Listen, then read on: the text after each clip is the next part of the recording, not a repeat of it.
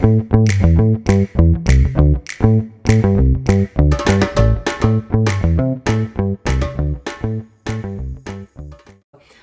my name is Rachel Johnson. Hi everyone, my name is Jamie Ryder. Hi, my name is Sarah Hopkinson. Hey there, my name is Megan Smythe. So it's about 6:45 in the morning. I like to try and get in a short workout before I start my day, somewhere between half an hour, 45 minutes of kind of stretching and stuff just to get my brain working. And if I don't do it in the morning, it's just not going to get done for the day. So it's best to kind of front load that difficult task. Exercise first. I'm not going to show you that because nobody needs to see that. But anyway, I'll catch you later. It is different all the time, perks of being on the road and traveling. But in general, I like to keep my mornings for myself. I've never been a morning person, and to me, one of the best things about working for yourself is that I don't have to be. I don't have to wake up super early and start work right away. So I like to ease in the day. I take the first couple hours just for me, no work, and I typically start work around 10 a.m. And even from there, I never book calls before like 11 or 12. I just like to keep those first couple hours until I've got some caffeine in me. I will work on my own projects, and then I'll dive into client work in the afternoon. That was another lesson I had to learn, is that in the beginning stages of my business, I always did client work first. I always was like, I want to get this done. This is the priority. But over time, I realized that if I didn't prioritize my own business and my own marketing, if I didn't, carve out an hour each morning, let's say, to work on that stuff, then I would never do it, because the client work will always be there. It'll always pile up. There's always more stuff you can be doing. So that's something I've learned. And now I take the first hour to work on my own business. So this is my current work setup. This little table here is where I've been working day to day, and honestly really been loving it because it faces out onto these windows which offer a beautiful view. It's a little foggy today, but of the city all the way down to the ocean. So it's a good spot to work from for sure. And I don't think I've gone full digital nomad yet. I still have a home base back in Canada, but I do travel a lot, like 3 to 6 months a year, depending. And some days I will be at home in Canada, but if I'm traveling, then there is no typical day. The other day last week, I started my day with a 10K hike up a volcano, and then I came back and checked in with my clients and got some work done in the afternoon. And this morning I had a slow start in Lisbon, and later I'll probably go wander around, explore the castle, maybe go down to the water, and then get some work done in the evening. But we will see. And honestly, no 2 days are alike, and that is what I love most about this job and this lifestyle. In my personal opinion, you can be the most productive person in the world, but things will always change on a given day. And that's just not the way my mind works in trying to get really super focused and really anal about trying to do tasks within a specific day. Sometimes in the morning, my day might start, or I might choose a given day throughout the week just to focus on email writing and planning and batch them for my newsletters. On another day, I'll have a prospecting and sales call where I'll reach out to people to forge those connections there, and then have sales calls in between. Those sales calls will also operate on my demos for my workshop too, because I want to show people what I do, give them some tangible stuff that they can see, and then give them the opportunity to ask questions too. Probably towards the end of the day or at the end of the week is when I'll journal and think about what went well, what could have been improved on, and then it helps me prepare for the next week. Intermittently throughout the week, I'll also do various philosophical practices, particularly from Stoicism, just to help me recalibrate myself and have those small actions, but also to give myself permission to take breaks as well. I think it's really, really important to emphasize that you can't just keep going all guns blazing. You need to just take a step back and look at how you can take breaks in a way that makes sense to you. Reading is always something that happens throughout the week in some form or another. I'm a big fiction reader, creative writer, and I like a lot of philosophy books, obviously. Really, I don't have any particular system for diving into my client work beyond having some time to block out into my journal and say, this is how much I'm going to devote to that. And then I will always take a step back and then come back to it the day after to say I've written something as a draft, and then having a look at it and then trying to edit it down if necessary. And then what I always like to try to put into a week as well is some kind of networking as well, whether it's in person or online. Somebody who never used to really like networking, it's a mindset thing as well, because with social anxiety, it tends to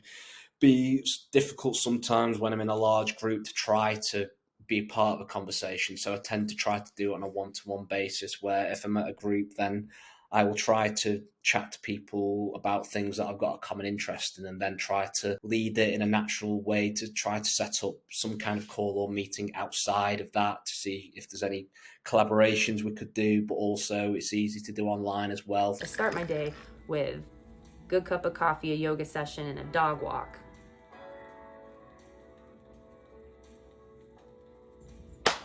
All right, we got the lo-fi station. Gotta do a newsletter because it's Wednesday and I gotta send that crap out. Work on my grip strength, my climbing mug. The tune's going. Beautiful scenery of Chicago. Here we go. Hit really hard on what is the number one struggle. What is the number one problem? If it's feast and famine, I would mention that in the headline as opposed to consistent growth. Is it getting things done? I would mention that. Is it all the responsibilities that you have to balance? Like, I would re-emphasize that, because right here we're talking about achieving consistent growth, but what we're really talking about is all of the things that are keeping them from consistent growth. We're talking about the challenges, and I think if we can be more specific about the challenges in the headline, that's going to be better, because a lot of people will come to the page and not actually read the copy. They'll just hit the headline. So I am now on my midday break out exploring Lisbon. I always like to break up my work day with a quick walk, get some fresh air, stop staring at the screen for a little bit, because otherwise I know I will work right through till dinner. So today I am out exploring the city. If I'm at home, I will just take my dog for a walk around the block for 40 minutes, but here I gotta explore, which is really exciting. I prefer to start out early-ish. I mean, that's always relative, but for me that means being at my desk at 8:30 or 8:45. Then I'll be eating breakfast and I'll do things like answering emails, sending messages in the Slack groups that I'm part of, and that's when I like to do any translation work I have as well, because I do have a few French to English translation clients. That's also a good time for me to do the collation phase of the podcast work that I do, because it's just a kind of a satisfying job to have ticked off the list before I've done half of my day's work. I love it here. I mean, it can get really busy in summer, but right now you've got the light, you've got the sea, you've got the trees, everything's green and fresh, but there's still mountains with snow in the background. Does it get much better than this? Don't think so. In the afternoons, that's where I'll do writing for podcast clients that I have at the time. I also like to do what I call my brain work in the afternoon, which is my strategizing, anything that kind of takes thinking on my behalf, which might be scoping out potential clients to pitch, writing pitch emails, doing outreach via LinkedIn, or writing emails for my email list. At the end of the day, I like to take a short walk to have a kind of separation between work life and relaxing. Weekends, I try to not work. Right now, I do work on the weekends. Those are two contradictory statements, but it just depends. If I have work to do, I'm like, I got to make this deadline, or this is coming up. I'll work on the weekends because I'm going to meet my deadlines. I do not like to be a person who's late with their work. So deadlines are met. And if that means I work on the weekends, so be it. The specific framework that I've come up with, my approach to copywriting, is called brand circles of care. So brand circles of care starts with this idea about brand values. Now, you can call them whatever you like, whether it's what you stand for, your principles, or just what you built your business on. And then it's looking at it from these other circles of whether it's your employees or your partners, depending on the size of your business, your customers as well in your industry. And it's thinking about how you can bring these circles as close as possible If you think about it, every business has some set of values or principles or philosophy that they stand for, and it's how they communicate it to their audience and their customers. And to me, copy and content is absolutely essential to how you do that in your business. The reason why I created this workshop is because I wanted to help businesses gain clarity on what they stand for and to create content or copy that reflects those values and is aligned to their messaging as well. And by doing this workshop, the outcomes that I've seen with clients is that they know what they stand for, and it makes it easy for them to connect their message to their customers. It's interesting because, when you start this, at least when I started, you have the processes in your head and you might have some stuff written out, but to, again, go through all the questions that Rob and Kira ask you, bouncing ideas off of others, seeing what other people do, learning from them has helped me so much. So much, in fact, I created my own framework to help my clients see what they get from me. So my framework is called CLIMB, C-L-I-M-B. The C stands for connecting with the client. L is listen and learn. That's when we do the kickoff call, and I listen. About 70% of that call is me listening to their problems, their needs, and their worries and concerns. The I is where I then immerse myself in their business and learn about their clients and gain insight. There's 2 I's in the I. M, magnify your message. That's where I'm writing that copy that converts. And then B, bam, you got your copy and you got your clients and customers rolling in. So CLIMB, there you have it. Acronyms are fun. And it goes along with the travel and adventure theme. My process that I follow when I'm working with clients can vary a little bit, but it always sticks to the same broad outline. So we always have a call at the beginning to get to know each other a little bit and to establish goals and a timeline. In the vast majority of cases, the podcaster already knows what they want their written piece of content to be about. So I'll then go into their archives looking for that. But there are times where they know that they want written content, but they're not 100% sure which theme they want to have pulled out of their podcast. So in that case, I'm going through with a slightly different mindset, and I'll be looking for potentially interesting topics. When I'm in this collation phase, I'm going through both the podcast episodes and I'm reading their show notes, and I annotate this onto a spreadsheet where I'm keeping track of who said what, when they said it, and grouping things by subtopics within the topic. Once that's done, I'll then have another call with the podcaster to tell them about what I've found and to establish exactly what they want to have featured in their written content. Once that's all signed off, I then go into my writing phase. I'll then listen to more episodes of the podcast just to really absorb as much of their tone of voice as possible, which I can then replicate in their written content. At the end of that, there'll be another call with the podcaster to show them the work so far and ask how they like it. If there's any revisions or tweaks that need to be made, I'll then go back and do that. I'll then send the finalized work off to the copywriter for them to distribute with their listeners. Research is a really important part of the process for me. So if I'm working with someone in a VIP week capacity, 5 days is not enough time to do in-depth market research, to interview their customers and all of that. So they need to come to the project with existing market research, whether that's like video testimonials or survey results. Like they need to have some information that I can comb through the data to like message mine for. And if they don't have that, that's fine, but that'll be like an additional mini project on top of the existing project where I will go and collect that data from them, serving their email list, talking to their customers, external review mining, all of that stuff. I won't work on a project without that information. So either they come to the project with it or I will do it for them. It's not optional. It's integral to the way that I write. I want everything to be based in real research and voice of customer data and all of that. So that's really important to me. The other thing I always believe in is I have a very in-depth questionnaire, and I've been told that.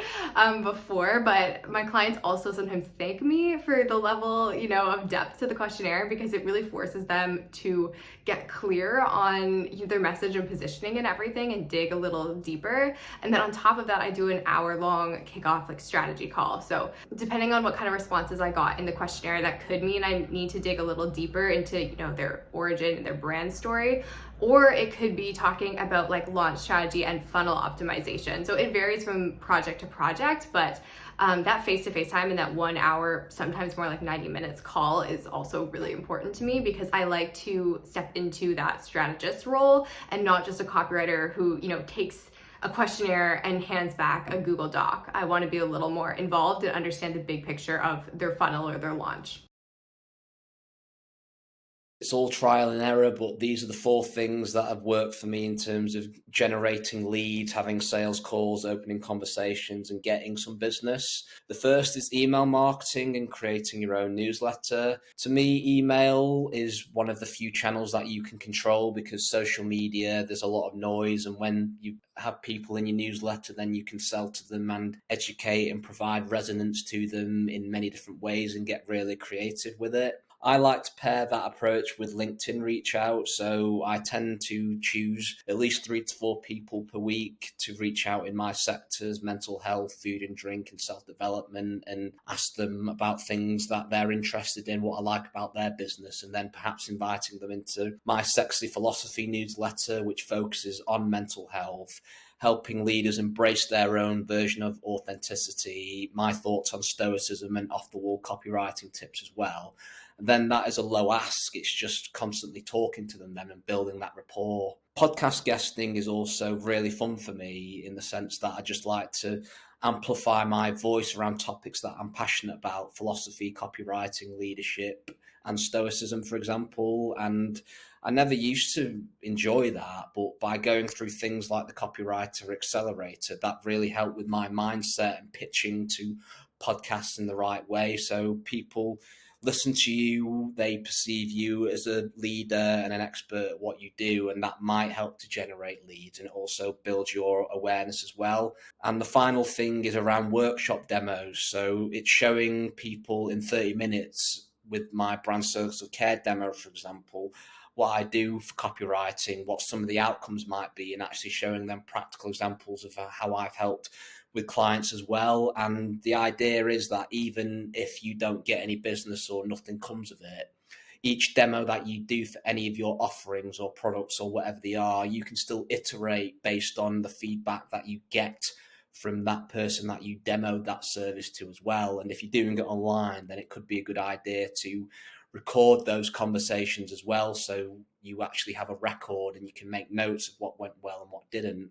I'm still establishing my pitching process, but I like to look at certain podcasts and listen to a few of their episodes to see if we could potentially be a match and to get an idea of who they are and what they're about. And then I will reach out to them via email and see if they're interested in working with me. I don't do any sort of paid adverts. I would say that comes more from just being quite active on LinkedIn.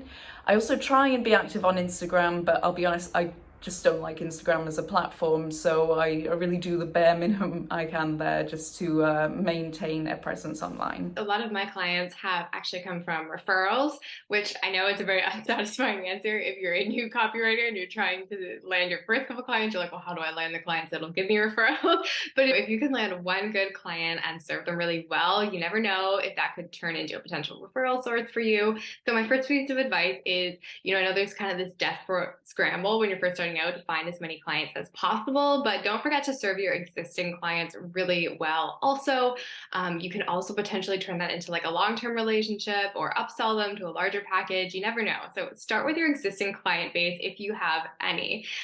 Second of all, in terms of like marketing and advertising my services, I got on Instagram in the early days of my business. I did not have an Instagram personal account, so it was a learning curve for me, but I have slowly but surely become more comfortable getting on video video and talking on stories, doing mini trainings, things like that, as well as connecting with people just one-on-one in the DMs and building relationships that way. So I found some clients there. I also have an email list or my weekly newsletter. So that's been really great. And another strategy I've started to lean into is guesting on podcasts, which has been a ton of fun. It's something I recommend everyone try at least once. And if you hate it, but I've found it a lot of fun. And that's a great way to expand your audience as well. So another great component of being part of the Copywriter Accelerator is having access to the P7 client workshop. That's the pitching pipeline. I had this one dream client that I just was like thinking, yeah, there's no way. But what happened was during some Black Friday specials, this client sent out some emails to promote a course, and they weren't that great. And I thought, oh my gosh, this is my in to this dream client. So I sent them a message using the MVP template that I saw in the P7 and I learned about. I used that template, of course, making it completely 100% my own and adding in my own personality and quirkiness. I sent this to the dream client and they responded within 30 freaking minutes. I was floored. I was blown away by how quickly this person responded. And I kind of had that happening for the duration of November, December. I was getting so many responses, people wanting to talk, setting up calls, and it was wild. I was really, really just on a high. One very important lesson I learned from Rob and Kira in the Accelerator was to never work with clients that you have to convince of your value or the value of copywriting. So if you're getting a lot of pushback on your work, like nitpicking, and they don't trust your opinion as an expert, or if they're haggling on the price and they're like, I don't think, no one charges this much, this isn't, what I want to pay for copywriting, that's a red flag. So avoid those people. There's no amount of money that makes working with someone like that worth it. Even if you're fairly new to copywriting, if you're just starting out, you want to set boundaries with clients early on. You might feel like you are grateful to be working with them, and it's good to feel like that. It's good to appreciate your clients, but that doesn't mean that they can call you at all times of the day. It doesn't mean that they can do scope creep, asking you to do more work than you initially agreed. Stay firm, even early on, and know your worth, really. Create your own distinctive and authentic voice in copywriting, because there are a lot of us out there, and it's always good to seem a bit quirky, at least in my opinion, where it might be niche, but niche can be good if you're trying to target those specific industries. I joined the Accelerator this past fall and just recently graduated, and I will say it has been the game changer for my business. I was really hesitant about joining at first, and not gonna lie, and that's just because it's an investment, and spending money on yourself sometimes, for some people, for me, it can be scary if you're not getting a lot of clients right now. The cash flow is low. It can be scary to put that much money into yourself, but this was definitely worth it. I have created lasting connections. I have expanded my network, and Rob and Kira are amazing.